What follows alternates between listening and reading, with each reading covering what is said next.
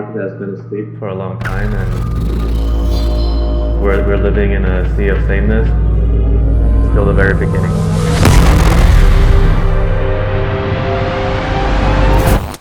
The sea of sameness. I mean, how accurate is that? Okay, every phone's exactly the same, and then you got something like this. Take a look at this. The glyph system, how it... I think you're too excited for this. Maybe you want I'm doing a video. True, but I'll do the video because you're too excited. What do you mean? Like, I just want to host Can you please go behind the camera? But every time, man. I don't want to host anymore.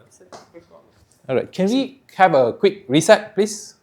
A sea of sameness. Now that's something I really resonate with Carl on because I've been reviewing tech for almost 10 years now, and there have been many phones that have gone through my hands, and they state that, you know, we're made by space age technology, we've made glasses that change colors, and we have made bags that doesn't have fingerprints. But all that don't matter when you're just going to slap a case on it, right? But then came the Nothing Phone 2, and the whole idea is to not have a case on your phone.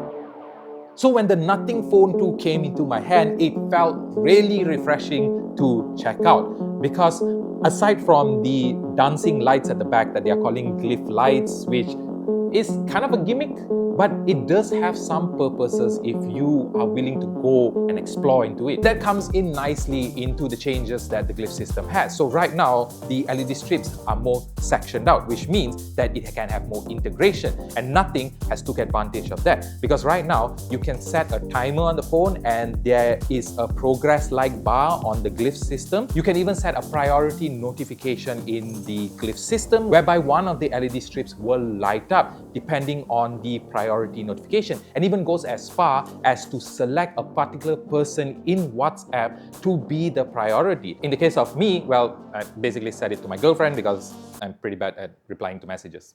And if you're not in Malaysia, Nothing also has an integration with Uber whereby the LED strips, it has kind of like a progress bar when the car comes closer to you, which is pretty cool. And it really feels like Nothing wants you to not look at your phone. It wants you to have the phone face down because all the information is here without actually giving you any information, which is a pretty interesting concept. Then there's also the Composer app, which allows you to create your very own ringtone, and it syncs up to the glyph system at the back.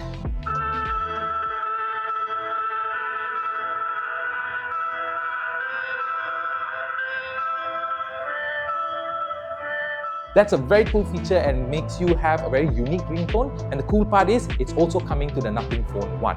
Obviously, you're going to ask the question, right? Is this actually a gimmick? Personally, I don't think it is a gimmick if you're willing to go and utilize all the features that the glyph system has, because it has a back of the phone that is not made by a million-year-old asteroid, the tears of the gods, or even the farts of the gods. Because let me tell you, I'm pretty sick of listening to companies tell me this and then giving me a case in the box. But here's the thing, right? The glyph system is very cool, and the whole idea is that you want to have your phone placed down like this all the time. But here's the question. What's the difference if I place the phone up like this and I still have all my information up on the screen? Okay, now I'm going to quickly run through the specs of the phone because honestly, the glyph system is where the most of the changes are. The rest of it is not really something that is very interesting to know, but if you want to, then it does have a curved back right now.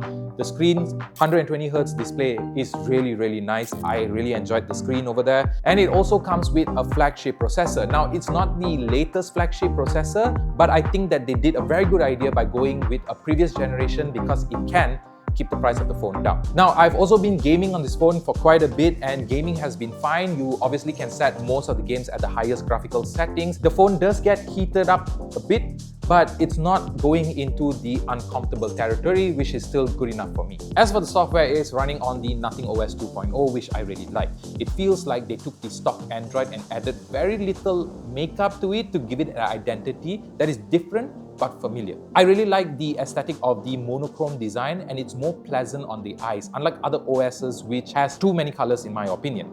Oh, and no ads. Thank God there is no ads on this phone. Also, the buttons in the notification drawers are kind of big, and I don't know why is it so big, but you know, I guess it's easier to tap or something. Now, for the cameras, it's not great. Okay, this guy has no idea what he's talking about when it comes to the camera.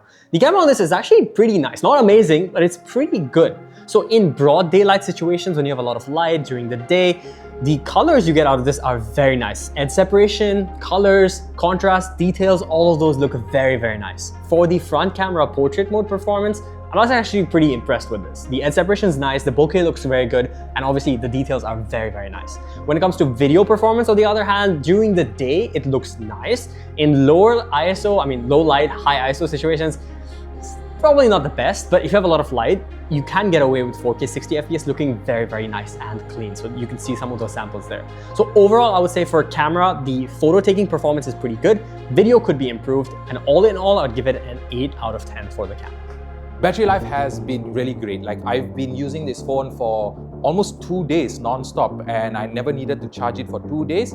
So that's really great. I'm not sure if the battery is going to degrade with more bloat and with more time used on the phone. I'm really hoping not, because this is a very stock Android, so there's almost no bloat on this phone. But only time will tell. So far, great battery life. So guys, that is the Nothing Phone 2. Now, personally, I am super refreshed with reviewing this phone because it's finally different, right? It might be a gimmick to you guys. For me, I'm still 50-50 on the fence about this because it has uses, right? But there's no difference if you have your phone faced up this way or the screen faced up to you. So, yep, as usual, you know where the sub button is, you know where the like button is. I'll see you in the next video.